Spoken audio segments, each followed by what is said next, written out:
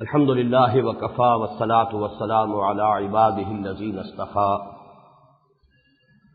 خصوصا علی افضلهم وخاتم النبیین محمد الامین وعلی آلہ وصحبہ اجمعین اما بعد فقد قال اللہ تبارک وتعالی فی سورۃ الحجرات اعوذ باللہ من الشیطان الرجیم بسم اللہ الرحمن الرحیم یا ایھا الذین آمنوا لا تقدموا بین یدی اللہ ورسولہ واتقوا اللہ ان اللہ سمیع علیم وقال عز وجل فی سورۃ التغابن وأطیعوا اللہ وأطیعوا الرسول وإن تولیتم فإنما علی رسولنا البلاغ المبین وقال عز وجل فی سورۃ الأحزاب وما كان لمؤمن ولا مؤمنة إذا قضى الله ورسوله أمرا أن يكون لهم الخيرة من أمرهم ومن يعص الله ورسوله فقد ضل ضلالا مبينا وقال جل وعلا في سورة النساء يا أيها الذين آمنوا أطيعوا الله وأطيعوا الرسول وأولي الأمر منكم فَإِن تَنَازَعْتُمْ فِي شَيْءٍ فَرُدُّوهُ إِلَى اللَّهِ وَالرَّسُولِ إِن كُنتُمْ تُؤْمِنُونَ بِاللَّهِ وَالْيَوْمِ الْآخِرِ ذَلِكَ خَيْرٌ وَأَحْسَنُ تَأْوِيلًا صدق اللہ العظیم رب اشرح لي صدري ويسر لي أمري واحلل عقدة من لساني يفقهوا قولي اللهم ربنا ألهمنا رشدنا وأعذنا من شرور أنفسنا اللهم أرنا الحق حقا وارزقنا اتباعه وأرنا الباطل باطلا وارزقنا اجتنابه آمین یا رب العالمین۔ جو آیات میں نے ابھی تلاوت کی ہیں آپ میں سے اکثر حضرات ان آیات سے متعارف بھی ہیں، ان کے مفاہیم سے واقف بھی ہیں۔ اجمالاً صرف ان کا ترجمہ اور ان کا جو لب لباب ہے وہ عرض کر رہا۔ سب سے پہلی آیت سورہ حجرات کی اولین آیت ہے، آیت نمبر 1۔ یا ایھا الذین آمنوا، اہل ایمان، لا تقدموا بین یدی اللہ ورسولہ، ہرگز آگے مت بڑھو اللہ اور اس کے رسول سے۔ جب تم مسلمان ہو تو پابند ہو، تمہیں اللہ اور اس کے رسول کے احکام کی پابندی کرنی۔ جہاں اللہ اور اس کے رسول کے احکام سے تجاوز ہو گیا گویا کہ تم نے اپنے اسلام کی نفی کر دی۔ مسلمان پابند ہے اللہ اور اس کے رسول کے احکام۔ حضور نے بہترین تعبیر فرمائی کہ مثل المومن کمثل الفرس فی اخیتہ، مومن کی مثال اس گھوڑے کی سی ہے جو ایک کھوٹے سے بندھا ہوا ہے۔ عام آدمی آزاد ہے، جو چاہے کرے، جو چاہے قانون بنائے، جس چیز کو چاہے جائز قرار دیں، جس چیز کو چاہے حرام قرار دیں۔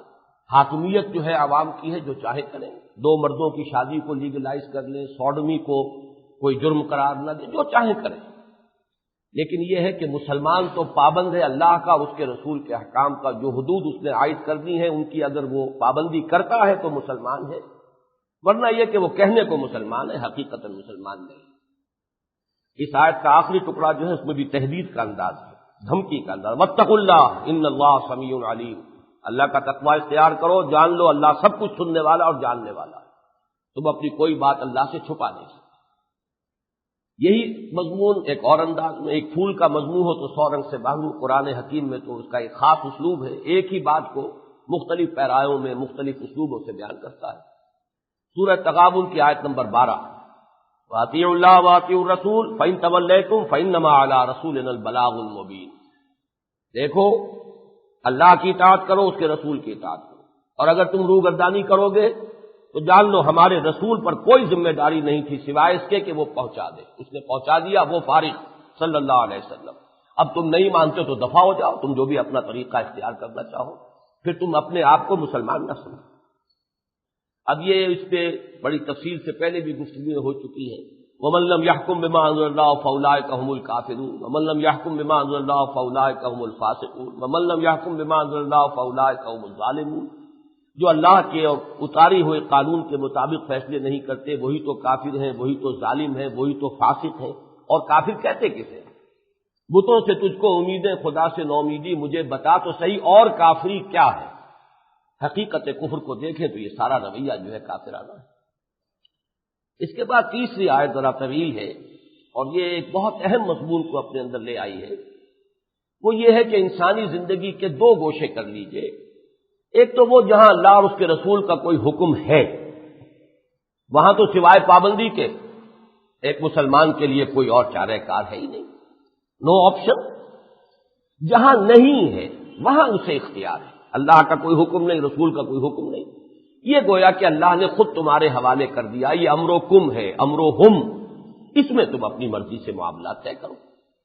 لیکن جہاں اللہ اور اس کے رسول کا حکم موجود ہو، وہاں پھر یہ سمجھنا کہ ہمارے پاس کوئی آپشن ہے یا ہمارا بھی کوئی اختیار ہے، تو یہ تو گویا کہ ایمان کی نفی ہے۔ یہ ہے سورہ احزاب کی آیت نمبر 36۔ ما کان لمؤمن ولا مؤمنۃ اذا قضى الله ورسوله امرا ان يكون لهم الخيرة من امرهم، کسی مومن مرد اور کسی مومن عورت کے شایان شان نہیں ہے کہ جب اللہ اور اس کے رسول کوئی فیصلہ کر دیں تو پھر بھی وہ یہ سمجھے کہ میرے پاس کوئی آپشن ہے، اختیار ہے، کوئی چوائس ہے، میں کچھ کرنے یا نہ کرنے کا اختیار رکھتا ہوں۔ خیارتن، یہ اسی سے بنا اختیار کا لفظ۔ جہاں اللہ اور اس کے رسول کا حکم آ گیا وہاں تو سر تسلیم خم کرنی ہوگی، وہاں تو بات ماننی ہوگی۔ ہاں جہاں نہیں ہے اس میں گویا کہ دوسری جگہ پر آیا امرہم شورا بینہم، جہاں اللہ نے کوئی حکم نہیں دیا، یہ ان کا اپنا معاملہ اللہ نے گویا کہ خود جان بوجھ کر چھوڑ دیا ہے۔ یہ نہیں کہ اللہ تعالیٰ سے کوئی بھول چوک ہو گئی ہے، معاذ اللہ۔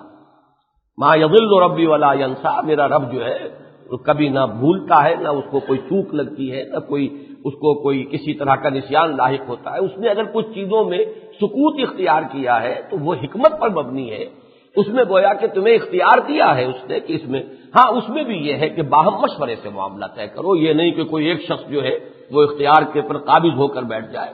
اس میں بھی امرہم شورا بینہم، جو ان کا معاملہ ہے جس میں اللہ اور اس کے رسول نے انہیں اختیار دیا ہے، وہ بھی آپس میں باہمی مشورے سے طے کرو۔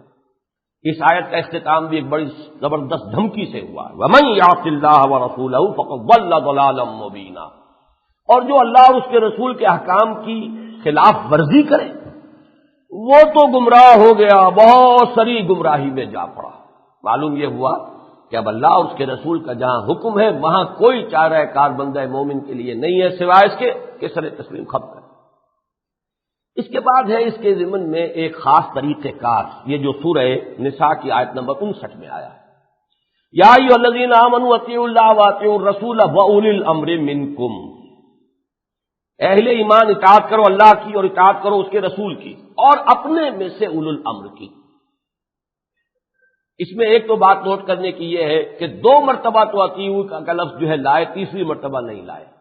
یا ایھا الذین آمنوا اطیعوا اللہ واطیعوا الرسول واولی الامر منکم، معلوم ہوا کچھ فرق ہے۔ اللہ کی اطاعت مطلق مستقل دائم، اللہ کے رسول کی اطاعت مطلق مستقل دائم، اولو الامر کی اطاعت مطلق نہیں ہے، مستقل نہیں ہے، بلکہ اللہ اور اس کے رسول کے احکام کے دائرے کے اندر اندر ہوگی۔ وہ یہ نہیں کہہ سکتے کہ ہم جو حکم دیں اولو الامر ہے، ہمارا حکم ماننا ہوگا۔ ہاں ان کا کوئی حکم اللہ اور اس کے رسول کے حکم کے خلاف نہ ہو تو مانو، والدین کا حکم بھی مانو اگر اللہ اور اس کے رسول کے حکم کے خلاف نہیں، استاد کا حکم بھی مانو، مرشد کا حکم بھی مانو، حکام کا حکم بھی مانو، سب کا حکم مانو، بشرطے کہ اللہ اور اس کے رسول کے حدود سے تجاوز نہ ہو۔ جہاں تجاوز ہو جائے گا، حضور کی بڑی پیاری حدیث ہے کہ لا طاعۃ لمخلوق فی معصیۃ الخالق، مخلوق میں سے کسی کی اطاعت نہیں کی جائے گی جہاں اللہ کی خالق کی معصیت لازم آ رہی، جہاں اللہ کا حکم ٹوٹتا ہے کسی کا حکم نہیں مانا جائے گا، وہ مرشد ہو، بنا پھرتا ہو مرشد اپنی جگہ پر، وہ مرشد نہیں ہے، وہ تو در حقیقت مغوی ہے، اغوا کرنے والا ہے، وہ گمراہ کرنے والا ہے کہ جو اللہ اور اس کے رسول کے حکم کے خلاف کوئی حکم دے۔ وہ حاکم جو اللہ اور اس کے رسول کے حکم کے خلاف حکم دے وہ اولو الامر منکم کے دائرے سے خارج ہو گیا۔ ہاں کوئی شے ہے جو اللہ اور اس کے رسول کے حکم کے خلاف نہیں ہے، وہاں اولو الامر کا کہنا مانو۔ اب سوال پیدا ہوتا ہے، یہ بڑا اہم کانسٹیٹیوشنل ایشو ہے کہ جہاں اختلاف ہو جائے، حاکم کہتا ہے میرا یہ حکم اللہ اور اس کے رسول کے خلاف نہیں ہے، عوام کہتے ہیں یا علماء کہتے ہیں نہیں اللہ اور اس کے رسول کے حکم کے خلاف ہے، اب کیا کریں گے؟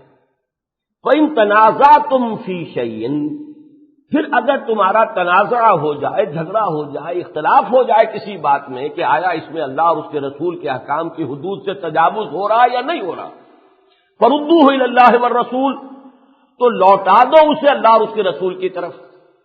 یعنی یہاں پر اب کسی اور کی بات نہیں مانی جائے گی، صرف اللہ اور اس کے رسول سے دلیل لائی جائے گی، کتاب اللہ سے دلیل لاؤ، سنت رسول سے دلیل لاؤ۔ یہاں دو چیزوں سے اللہ تعالی نے سکوت اختیار فرمایا ہے، بڑی اہم بات ہے اسلامی ریاست کے ضمن میں، اور یہ چیزیں لوگوں کے علم میں نہیں ہیں، بڑے بڑے دانشوروں کے علم میں نہیں ہیں۔ آج ہی ارشاد احمد حقانی صاحب نے جو کچھ لکھ دیا ہے مضمون میں، معلوم ہوا کہ وہ اسلامی ریاست کے بیسک سے واقف نہیں۔ وہ کیا ہے؟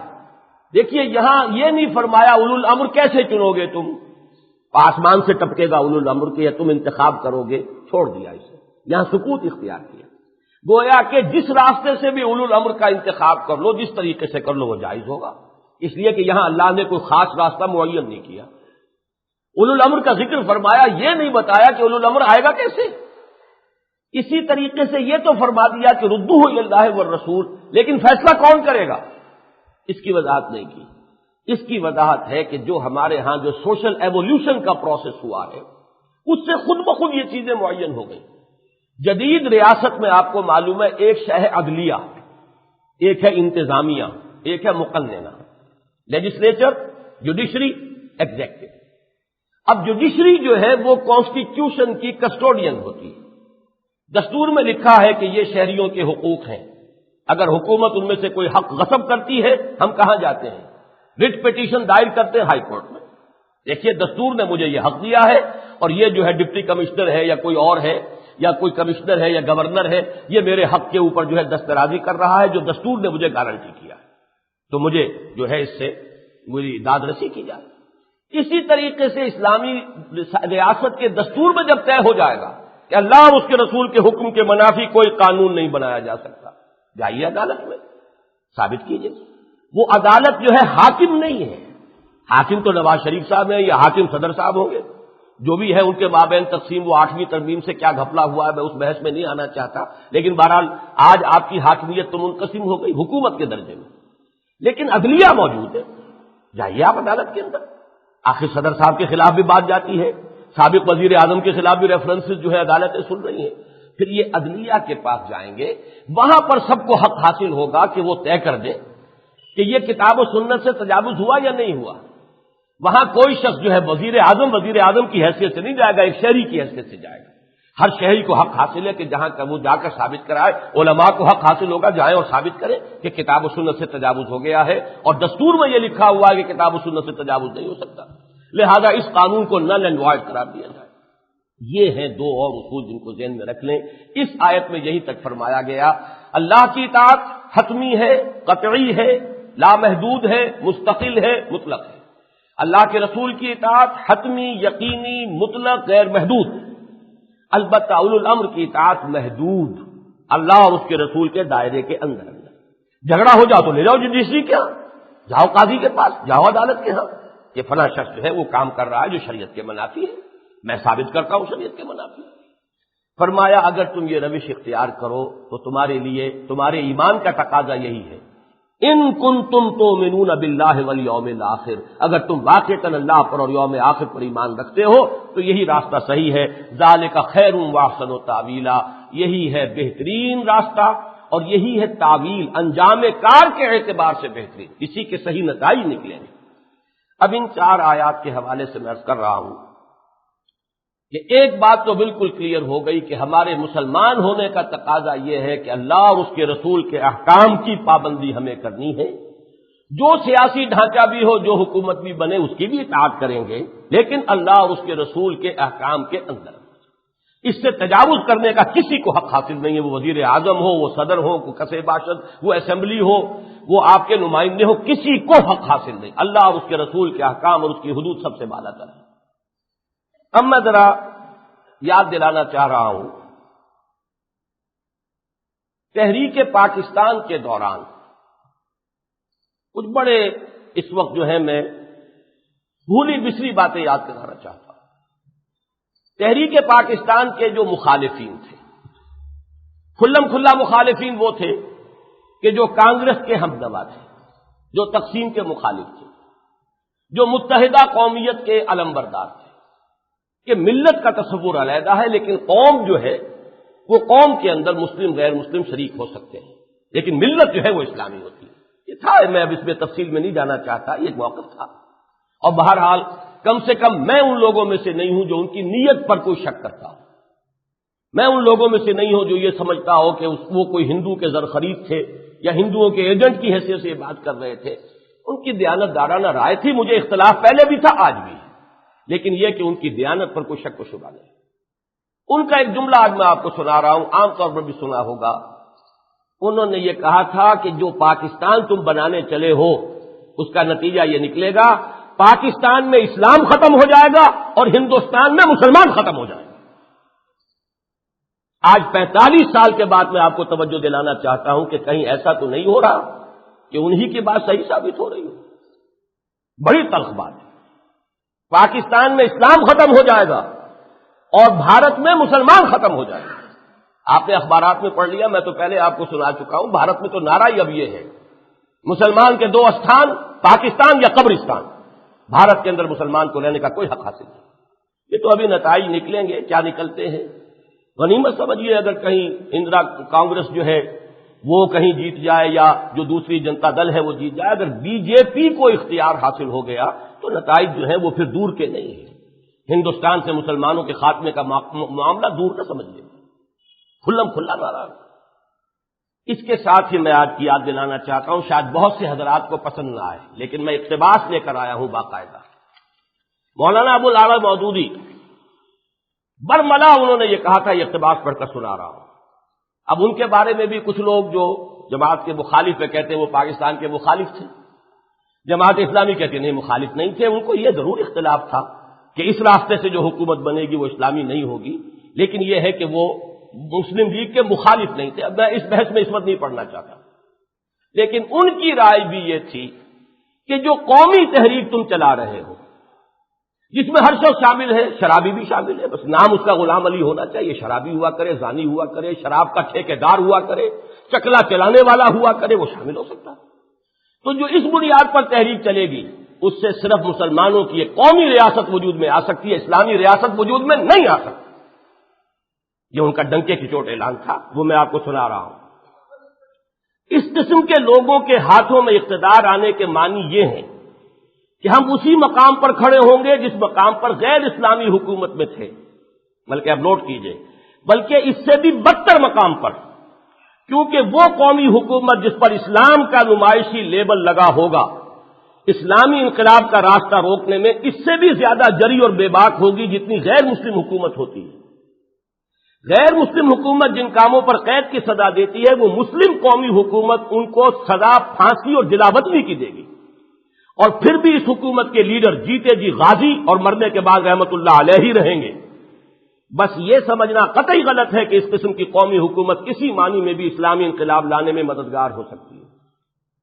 یہ اسلامی حکومت کیسے قائم ہوتی ہے، مولانا مودودی کی کتاب ہے، اس سے یہ میں فوٹو اسٹیٹ لے کر آیا۔ بہرحال یہ ہے دوسرا نقطۂ نظر۔ ایک میں نے کانگریسی علماء کا نقطۂ نظر بیان کیا، بہت شدید، وہ تو ہمارے لیے بہت ہی ان پلیزنٹ۔ ایک یہ ہے بہت منطقی ہے، بات وزنی ہے، زوردار ہے۔ اب میں تیسری بات آپ کو سنانا چاہتا ہوں۔ جو تھانوی علماء تھے وہ پاکستان کے بہت موافق، بڑے حامی، مولانا تھانوی قائد اعظم سے بہت ہی محبت کرنے والے، پھر ان کے 2 بہت ہی قریبی عزیز بھی اور ان کے یوں سمجھیے کہ لیفٹیننٹس اور ان کے نائبین ہیں، مولانا ظفر احمد عثمانی رحمۃ اللہ علیہ، مولانا شبیر احمد عثمانی پاکستان کے پہلے اور آخری شیخ الاسلام۔ انہوں نے جتنی محنت کی ہے ایسٹ پاکستان میں اور سلہٹ کے ریفرنڈم میں مولانا ظفر احمد عثمانی نے بے انتہا کام کیا، اور اسی طریقے سے مولانا شبیر احمد عثمانی وہ تو یوں سمجھیے کہ اس وقت سر خیل ہو گئے تھے علماء کے جو پاکستان کے حامی تھے۔ اب میں یاد دلانا چاہتا ہوں کہ 1968 میں ایوب خان کے زمانے میں جب عید الفطر کے چاند پر جھگڑا ہوا ہے اس ملک میں، فروری 1968، بہت سے حضرات کو تو یاد نہیں ہوگا، بہت سو کی شاید پیدائش سے پہلے کا واقعہ میں سنا رہا ہوں، لیکن بہت سے حضرات کو یاد ہوگا۔ ایوب خان کی حکومت ڈھیلی ہوئی اس پہلے مسئلے میں تھی، علماء سے ٹکراؤ ہوا تھا، اس کے بعد دوسرا مسئلہ ہوا تھا سن 67 ہی کے اواخر میں فضل الرحمان کے خلاف، ڈاکٹر فضل الرحمان کے خلاف ایجیٹیشن ہوا تھا، ان کی کتاب اسلام جو انگریزی میں آئی تھی، کیونکہ وہ اس وقت تھے ادارہ تحقیقات اسلامی کے ڈائریکٹر، لہذا وہ حکومت کے آدمی، اور ان کی کتاب میں کچھ چیزیں ایسی تھیں کہ ان کے خلاف شدید ایجیٹیشن۔ اس ایجیٹیشن کے موقع پر اسی لاہور کے جامعہ اشرفیہ میں مولانا احتشام الحق تھانوی، جو بہت بڑے بلبلے پاکستان تھے، حقیقت میں اس میں کوئی شک نہیں، بہترین وائس، میں نے اپنی زندگی میں ان سے بہتر وائس کوئی نہیں دیکھا، نہایت خوبصورت تقریر کرنے والے، اور دہلی میں وہ سیکریٹریٹ کی مسجد میں خطبہ دیا کرتے تھے اور مسلم لیگ کا گڑھ بن گیا تھا۔ انہوں نے یہ کہا تھا کہ آج ہم یہ سوچنے پر مجبور ہو گئے ہیں کہ جو علماء پاکستان کی مخالفت کرتے تھے شاید انہی کا موقف درست تھا۔ جامعہ اشرفیہ میں میں خود سامع ہوں ان کی تقریر کا، جب یہ ہوا معاملہ کہ انہوں نے، اس حکومت نے ہمارے دینی معاملات میں دخل اندازی شروع کی ہے، عید الفطر کے مسئلے میں جبریہ جو ہے وہ عید پڑھوائی ہے ایوب خان کے دور میں، حالانکہ مسلمانوں کا فتویٰ یہ تھا کہ نہیں یہ عید نہیں ہے، آج روزہ ہے، ایک ہنگامہ ہو گیا۔ بہرحال میں یہ تین باتیں نوٹ کر رہا کہ یہ نہیں کہنا چاہتا خدا نہ خواستہ میں آج بھی پاکستان کا حامی ہوں، میں اس وقت بھی پاکستان کا حامی تھا، ایک ورکر تھا مسلم اسٹوڈنٹ فیڈریشن کا 1946-47 میں یہاں آیا تھا، فیڈریشن کا ایک بہت بڑا اجلاس ہوا تھا حبیبیہ ہال اسلامیہ کالج میں، قائد اعظم نے اس کو خطاب کیا تھا، تو ہر ضلعی جو فیڈریشن تھی اس کے 2 نمائندے آئے تھے، ضلع حصار سے ایک نمائندہ میں بھی تھا جو اس میں شریک ہوا۔ آج بھی میں سمجھتا ہوں کہ پاکستان صحیح بنا، اسے بننا چاہیے تھا، لیکن میں نے جو بھی اختلاف کرنے والے لوگ تھے ان کے جو اندیشے تھے وہ بھی آپ کے سامنے رکھ دیے، جو حامی تھے تھانوی علماء ان میں سے بھی ایک اہم شخصیت کی بات آپ کے سامنے رکھ دی، اور اس پس منظر میں آج میں آپ کو جو دین کا جو حلیہ ہم نے اس پاکستان میں بگاڑا ہے اس کی جو سب سے بڑی نمایاں بات ہے اس کا تذکرہ کر رہا ہوں۔ آپ کے سامنے وہ آ چکا ہوگا جو اشتہار کل ہم نے شائع کیا ہے، نام نہاد آئلی قوانین کا المیہ، اس نام نہاد آئلی قوانین کے ضمن میں جو ہے چند باتیں نوٹ کر لیجیے۔ قرآن مجید میں جو احکام آئے ہیں ان میں سب سے زیادہ تفصیلی احکام آئلی قوانین کے بارے میں، جو بھی قرآن کا پڑھنے والا ہے وہ جانتا ہے۔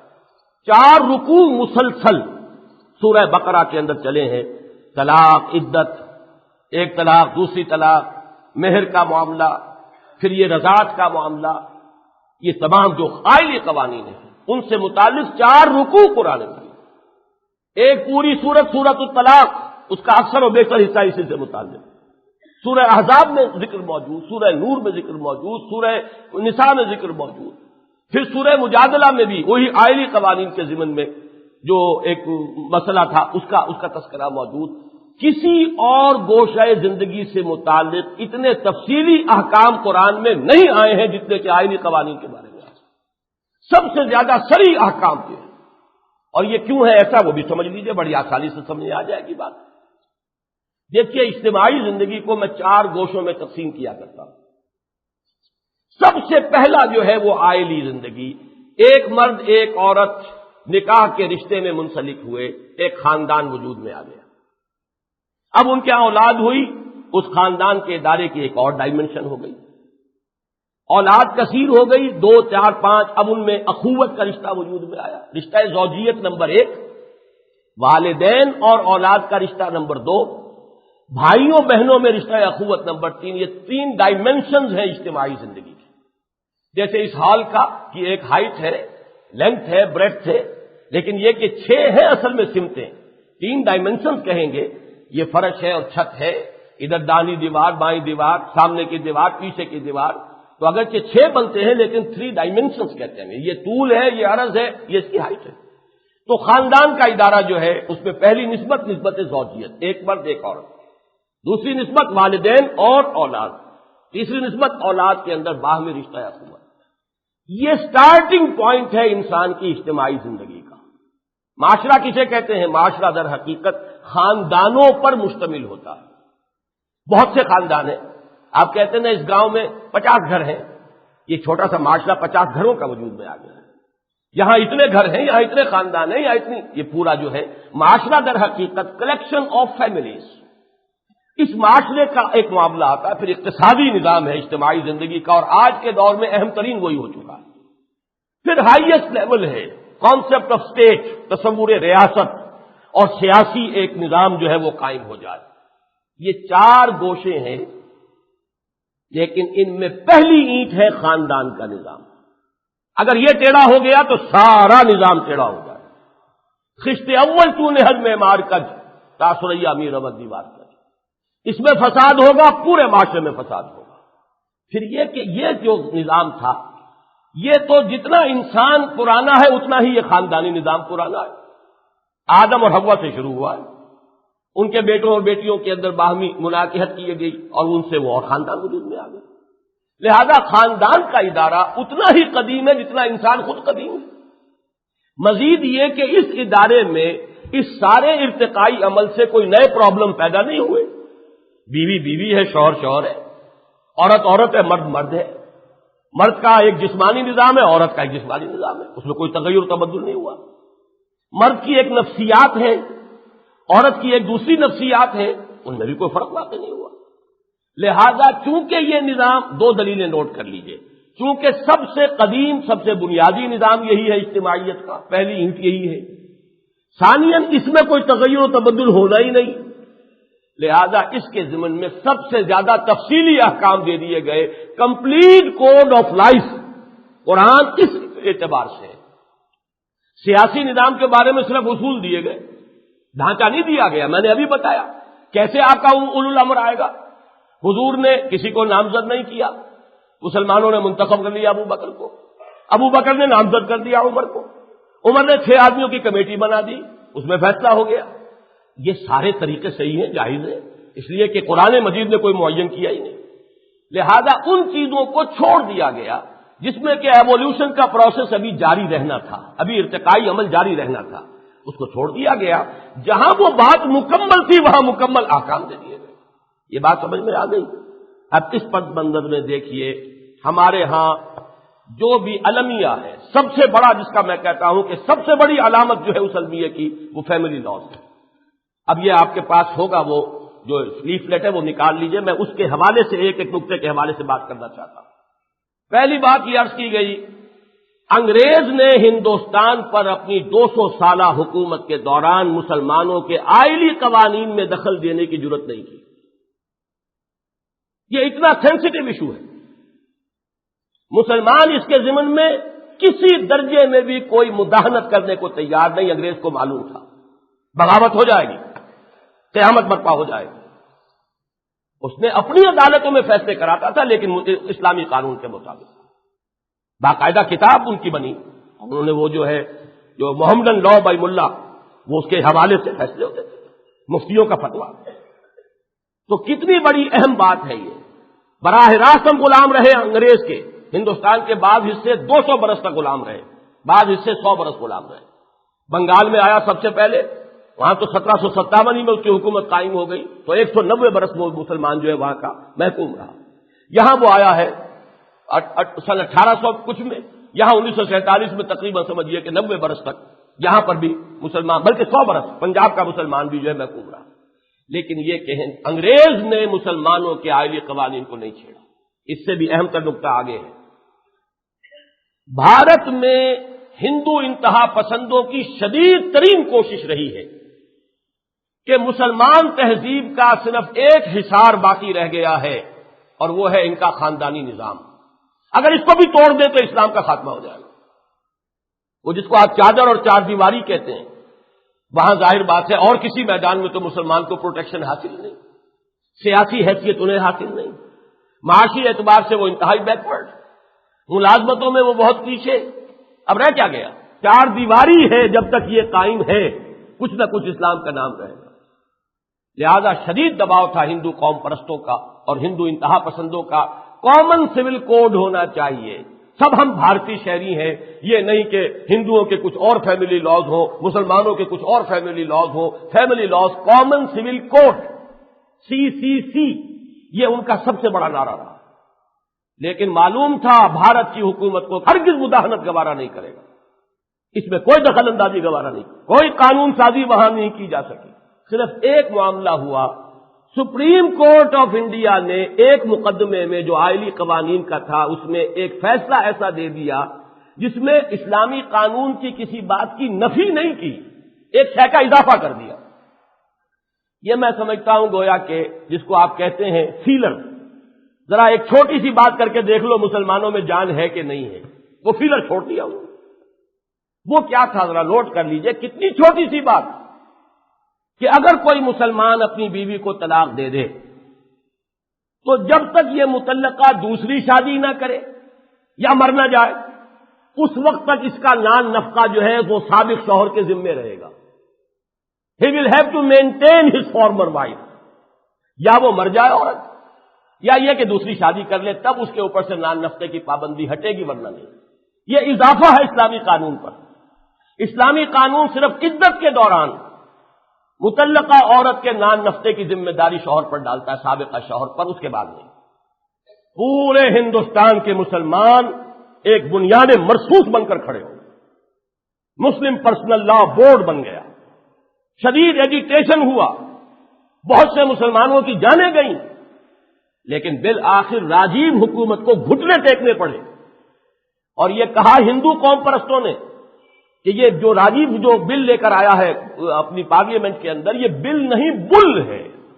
ہندو قوم پرستوں نے شدید مخالفت کی راجیو گاندھی کی، لیکن اس نے طے کرایا کہ مسلمانوں کے فیملی لاز میں ہندوستان کی کوئی عدالت کوئی مداخلت نہیں کر سکتی۔ بلکہ میں حیران ہوں جس انداز میں وہ ایجیٹیشن ہوا، ایک طرف اس میں مسلمانوں نے قربانی دینے کا جو ہے اپنا ثبوت دے دیا، مرنے کے لیے تیار ہیں، اس کے اندر مداخلت گوارا نہیں کریں۔ دوسری طرف مسلمان علماء کچھ ایسے تھے بالغ النظر، صاحب بصیرت، انہوں نے اس طور سے تحریک کو چلایا۔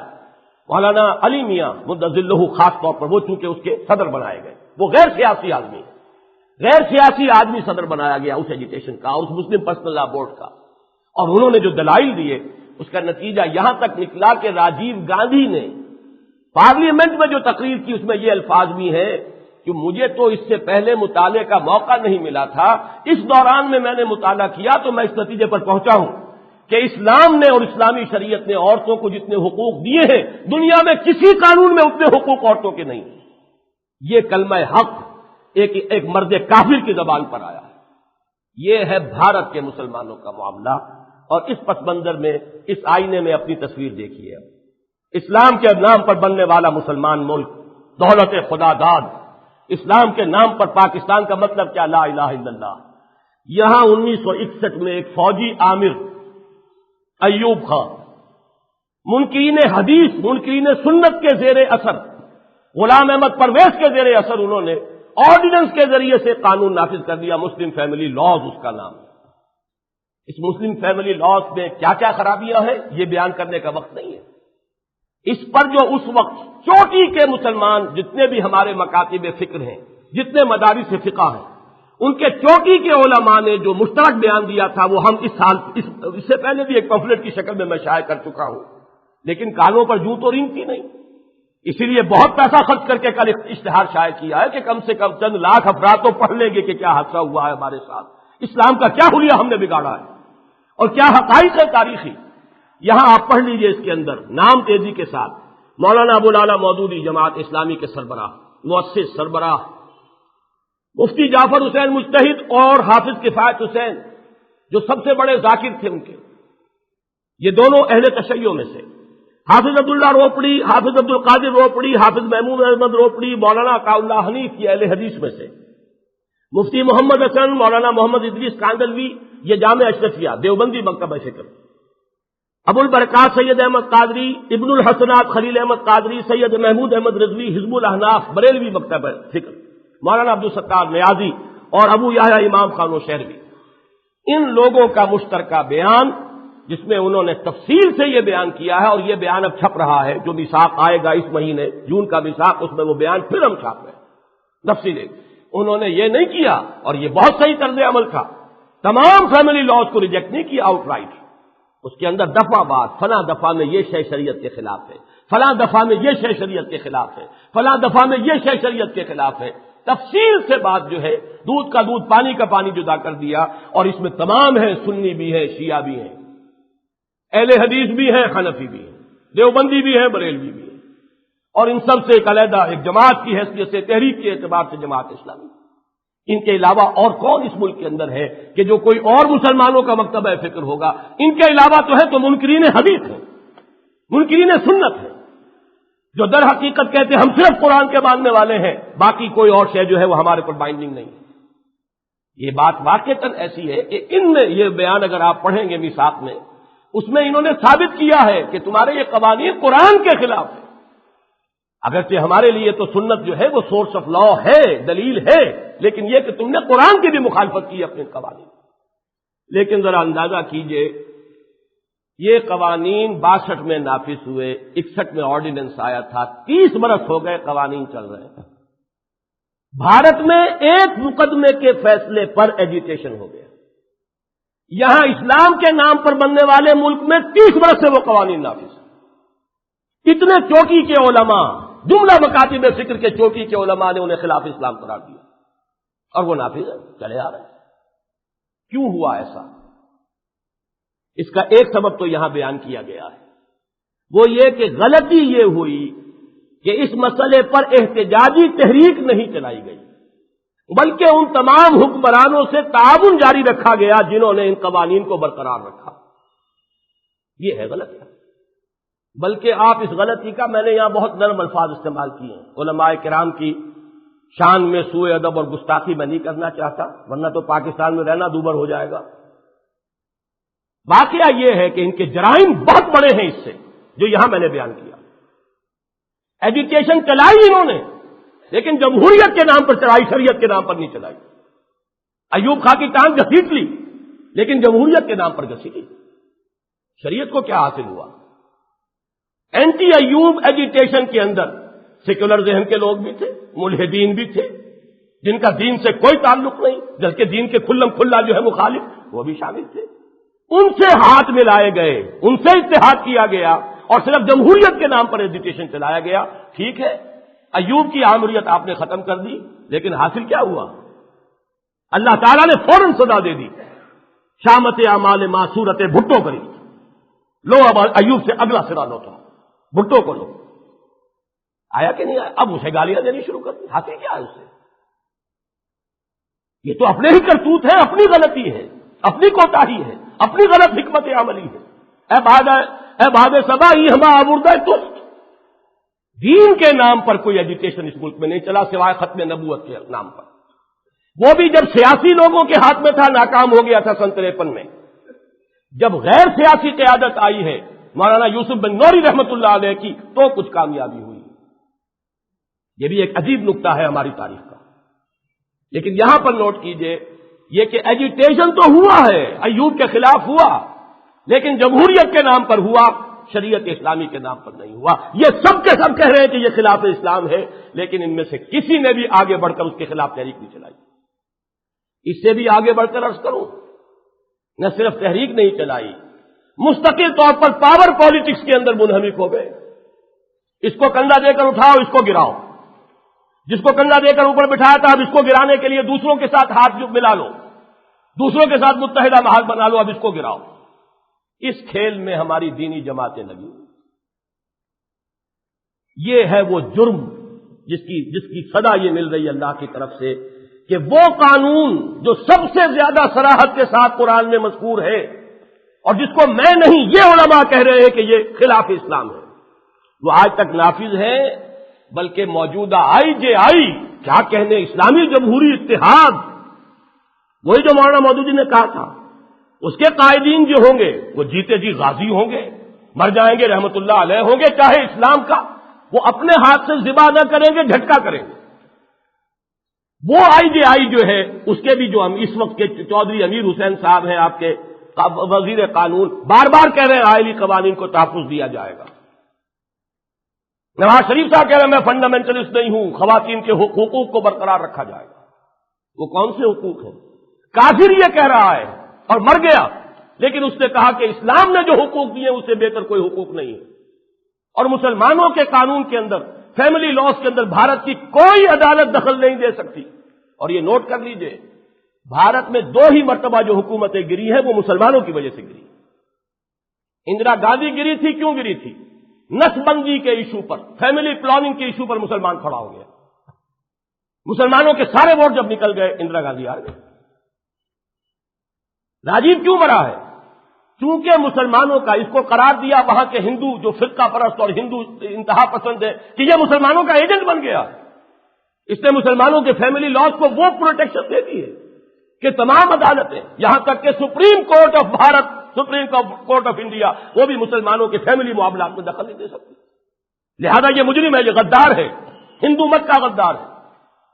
सबसे बड़ा तो उसके जवाल का सबब ये हुआ, एक वो है, एक हम हैं।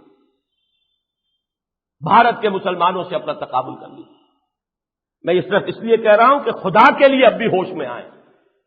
अब जरा आगे पढ़ लीजिए वरना बात फिर रह जाएगी। मैं जरा एक बात इसमें नोट भी कर दूं, ये जो अल्फाज यहां आए थे कि उन लोगों से ताउन बरकरार रखा गया। मेरी गुफ्तगू हुई थी, ये सन 82 की बात है, जब मैंने शूरा से इस्तीफा दिया है और यहां के गवर्नर हाउस में ज़ियाउल हक मरहूम से मेरी यही गुफ्तगू हुई।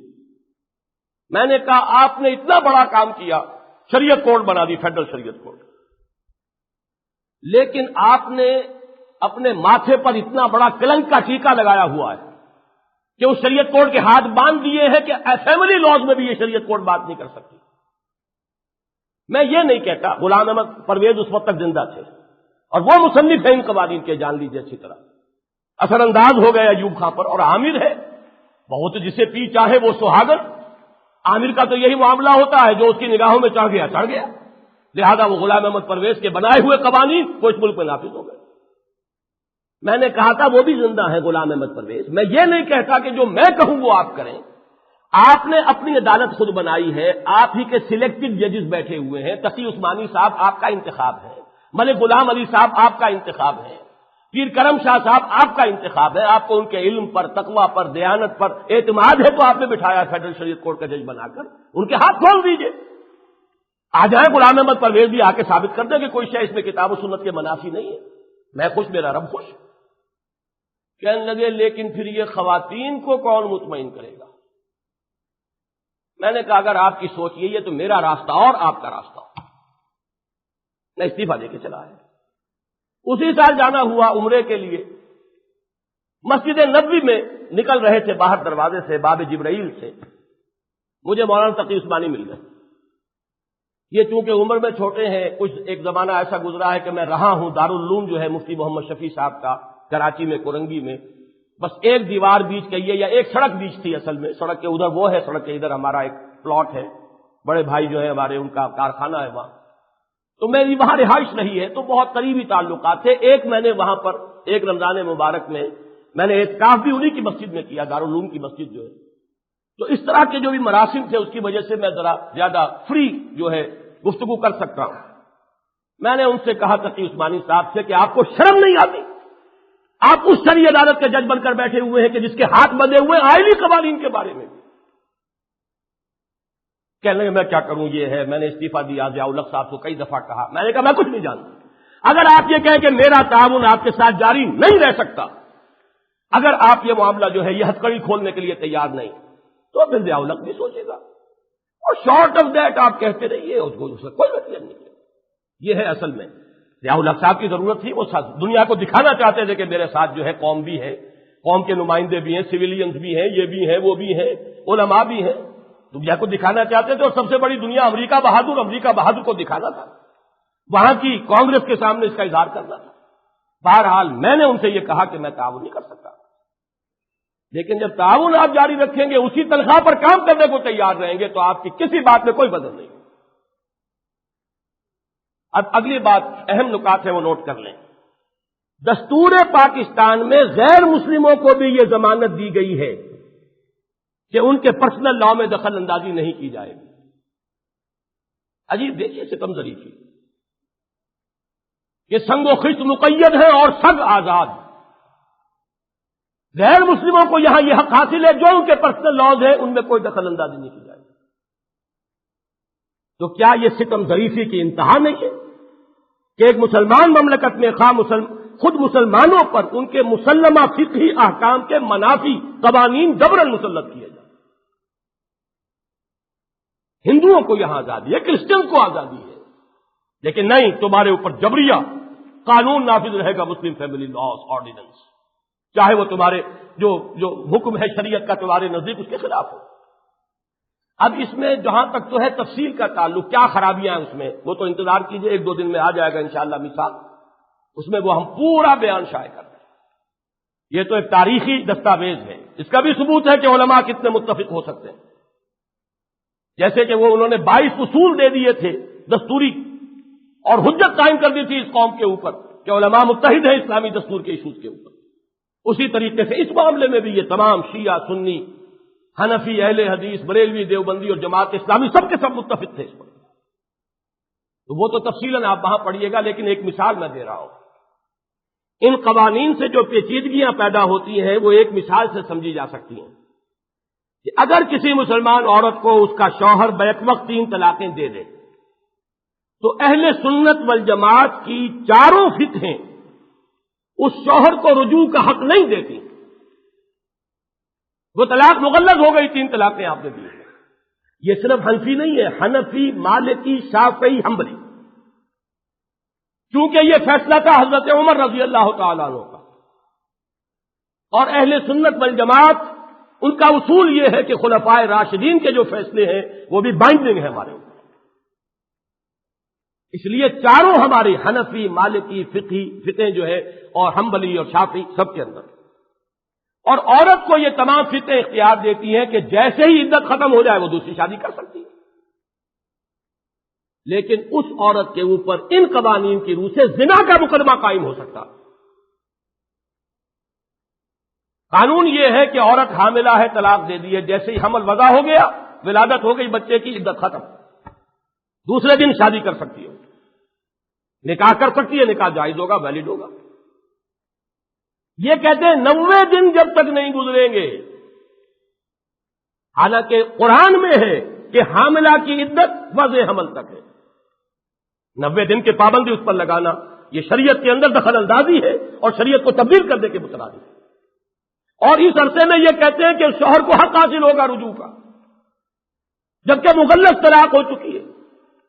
اگر شوہر اس کو اپنے گھر میں بساتا ہے تو شریعت اسلامی کی روح سے وہ زنا کر رہا ہے، اور انہوں نے یہ کہا ہے کہ اگر وہ عورت دوسری شادی کر دی تو وہ زنا کی مرتکب ہو رہی ہے۔ یہ پیچیدگی ہے، لیکن چل رہا قانون۔ اب سب سے بڑھ کر ماتم تو ہمیں کرنا چاہیے مذہبی جماعتوں کا، کن چکروں میں؟ ووٹوں کے چکر میں، کسی کا ساتھ، کسی کا اتحاد، اس کے ساتھ، اس کا توڑ، اس کا پھوڑ، اس کے سوا اور کوئی کام نہیں۔ دین کے اندر جو ہے نقب لگ رہی ہے، 30 برس ہو گئے نقب لگتے ہوئے، اس کی فکر نہیں ہے، ایجیٹیشن ہوگا تو اس پر نہیں ہوگا۔ اچھا، ایک آخری نقطہ، جنرل ضیاء الحق مرحوم نے 10 سال کی تاخیر کے بعد بالآخر، چلیے دیر آیت درست آیت، شریعت نفاذ شریعت آرڈیننس کے ذریعے ان آئلی قوانین کو فیڈرل شریعت کورٹ کے دائرہ اختیار میں داخل کر دیا تھا۔ 22 82 میں تو میں نے استعفیٰ دیا، اس کے بعد شاید 88 میں یا 87 میں، مجھے ایگزیکٹ ڈیٹ یاد نہیں ہے، اور انتقال سے کچھ ہی عرصے قبل انہوں نے وہ آرڈیننس نافذ کیا تھا۔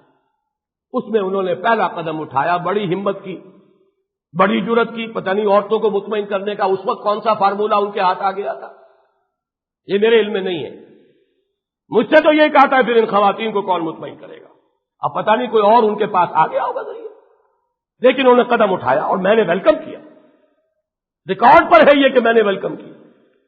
میں نے کہا ایک قدم ہی آگے بڑھے ہیں، چلیے بہتر ہے، شریعت کی طرف ایک قدم آگے بڑھے، جبکہ قاضی حسین احمد صاحب نے، امیر جماعت اسلامی نے اسے انسداد شریعت آرڈیننس قرار دیا تھا، لیکن میں نے کہا نہیں، ٹھیک ہے، بہت سے اعتبارات سے مالی معاملات میں تو مسئلہ جو ہے وہ وہی کا وہی ہے جو پہلے تھا، لیکن کم سے کم فیملی لاز میں تو چلیے ایک راستہ پیدا ہو گیا کہ فیڈرل شریعت کورٹ کے ہاتھ کھل گئے، کوئی مسلمان جائے اور طے کروا دے، ثابت کروا دے کہ یہ شریعت کے خلاف ہے اور وہاں سے ورڈکٹ لے لے۔ لیکن ہوا کیا، ان کی حادثاتی موت کے بعد وہ آرڈیننس بھی اپنی موت آپ مر گیا اور شریعت کورٹ کے ہاتھ بندھے کے بندھے رہ گئے۔ اس پس منظر میں اب آخری جملہ ہے، ہمارا مطالبہ ہے کہ دستور کی معودہ ترمیم کے ذریعے، وہ معودہ جس کا کہ 10 اپریل کو وعدہ کیا تھا ہمارے وزیر اعظم نے بے القابہ کہ شریعت بل بھی آئے گا، ترمیم کا بل بھی آئے گا کانسٹیٹیوشن میں، وہ کہاں ہے؟ کون سی وادی میں ہے؟ کہاں ہے؟ بہرحال اس معودہ بل کا حوالہ دے رہا ہوں، اس کے ذریعے فیڈرل شریعت کوڈ پر آئے جملہ پابندیاں ختم کر کے شریعت کے ساتھ کامل وفاداری کا ثبوت دیا جائے۔ اگر یہ نہیں تو گویا کہ ان کے خدشے صحیح ثابت ہو رہے ہیں، شاید یہاں ہم اسلام کا حلیہ بگاڑ رہے ہیں اور وہاں مسلمانوں کا مستقبل خراب ہے۔ وہ بات جو کہی تھی کبھی کچھ لوگوں نے، شاید ہم اپنے طرز عمل سے اسی انداز میں یہ بات کہہ رہا ہوں جو مولانا شام الحق تھانوی نے کہی تھی، کہ سوچنا پڑتا شاید ان حضرات کی بات صحیح۔ اللہ تعالیٰ اس اندیشے کو غلط ثابت کرے۔ جب تک ہمارے پاس ابھی کچھ مہلت ہے، اپنے طرز عمل کو بدلیں۔ پہلا مطالبہ، آپ بھی اس مطالبے کے حق میں ہیں کہ نہیں؟ ہاتھ اٹھائیے۔ آج میں آپ سے پیسے نہیں مانگوں گا اشتہار کے، کہیں اس کے ڈر کی وجہ سے ہاتھ نہ اٹھائیں۔ بہرحال یہ جو ہے آپ کی طرف سے اس کا جو ہے ہم دے دیں گے، ایک قرارداد کی شکل میں بھی چلا جائے گا۔ پھر یہ کہ جن حضرات کی کوئی ہے رسائی ہے، وہ اخبارات والوں سے کہہ سن کے اسے شائع کروائیں، بات سامنے آئے۔ بہرحال ایک درجے میں ہم تو اپنی طرف سے فرض کفایہ ادا کر چکے ہیں کہ یہ اشتہار جو ہے، اتنا بڑا اشتہار ہم نے شائع کرا دیا ہے۔ اللہ تعالیٰ اسے اجر و ثواب دے جس نے اس کا پیسہ ادا کیا ہے۔ بہرحال ایک کام تو یہ حکومت سے مطالبہ، اور ایک دست بستہ گزارش ہے دینی جماعتوں سے، زعماء سے، ان تنظیموں سے کہ خدا کے لیے اپنے طرز عمل پر نظر ثانی کریں، خدا کے لیے یہ سیاسی جوڑ توڑ کو چھوڑیں، خدا کے لیے اس اقتدار کی کشمکش سے اپنے آپ کو علیحدہ کریں، خدا کے لیے صرف شریعت اور اسلام کی بنیاد پر جمع ہو، منظم ہو، اور پھر تحریک چلائیں۔ ہمیں کچھ نہیں چاہیے، نہ حکومت چاہیے، نہ سینیٹری چاہیے، نہ کوئی پارلیمنٹ کی سیٹ چاہیے، کچھ نہیں چاہیے، ہمیں شریعت چاہیے، ورنہ یہ کہ پوری قوم کا مستقبل جو ہے برباد ہونے کا اندیشہ، عذاب بہت شدید آئے گا پھر، اس لیے کہ ایک شخص جو ہے وہ دھڑلے سے کہے کہ ہمارا ملک اسلام کے لیے بنا، اور پھر وہاں یہ حشر ہو رہا، یہ تو گویا کہ سینہ زوری ہے اللہ کے خلاف، اللہ کی شریعت کا استہزاء ہے۔ اس اعتبار سے اس کے لیے جو بھی وقت ہمیں مل رہا ہے اسے غنیمت سمجھنا چاہیے۔ مولانا زاہد الراشدی صاحب ہیں، ایک جمعیت علماء اسلام کے اہم آدمی ہیں، ان کا ایک استفتاء اخبارات میں شائع ہوا تھا۔ 100 انہوں نے علماء کرام کو، مفتیان اعظام کو ایک استفتاء ارسال کیا کہ یہ جو شریعت بل ہے، نام نہاد شریعت بل، اس میں یہ طے کیا گیا ہے کہ شریعت بالا ترین قانون ہوگا بشرطے کہ ہمارا موجودہ نظام اس سے متاثر نہ ہو۔ تو فتویٰ انہوں نے مانگا ہے، کیا کہتے ہیں مفتیان شرع متین کہ یہ مشروط اسلام جائز ہے؟ ظاہر بات ہے ہر شخص کرے گا جائز نہیں ہے۔ مجھے یہ توقع نہیں تھی کہ وہ استفتاء مجھے بھی بھیجیں گے، میں کہاں کا مفتی، میں نہ عارف، نہ مجدد، نہ محدث، نہ فقیہ، میں تو کچھ بھی نہیں۔ وہ مجھے بھی بھیجا گیا کل کی ڈاک میں، میں نے دیکھا تو انہیں خط لکھنے والا ہوں کہ میں کبھی استفتاء کی عبارت ہوا کرتی تھی کیا فرماتے ہیں علماء دین اور حامیان شرع متین، تو میں نے کہا میں علماء دین میں سے تو نہیں ہوں، ہاں حامی شرع متین ہوں، حمایت کرنے والا ہوں، لیکن آپ کے استفتاء میں چونکہ ان کو مخاطب ہی نہیں کیا گیا لہذا میں جواب دینے پر مکلف نہیں ہوں۔ البتہ یہ ان سے بھی عرض کروں گا، خدا کے لیے سوچئے، آپ بھی تو اسی آئی جی آئی کا حصہ تھے، کوئی سیٹ ملی ہے تو اسی لیے ملی ہے، صرف بائیکاٹ کر دینا جو ہے اسمبلی کا وہ تو کوئی نہیں ہے، وہ تو جان بچانے والی بات ہے، لوگوں کو دھوکہ دینے والی بات ہے۔ آئی جی آئی کو چھوڑیے، سیٹیں جو ہے اپنی قربان کیجئے، میدان میں آئیے، استفتاء کر کے آپ نے شائع کر دیا، اس سے کیا ہوگا؟ اتنے بڑے بڑے مفتی حضرات جن کا میں نے نام آپ کو سنا دیا ہے، ویسے متفق علیہ لیڈر تو آج موجود بھی نہیں ہے۔ مفتی جعفر حسین مجتہد چوٹی کے مجتہد تھے، ان کے بعد کا کوئی ایسا اہل تشیع کے اندر نہیں آیا جو اتنا معتمد علیہ ہو ان کا۔ حافظ کفایت حسین سب سے چوٹی کے رہے یہاں پر ذاکر، وہ بھی موجود۔ مولانا مودودی کے کینڈے کا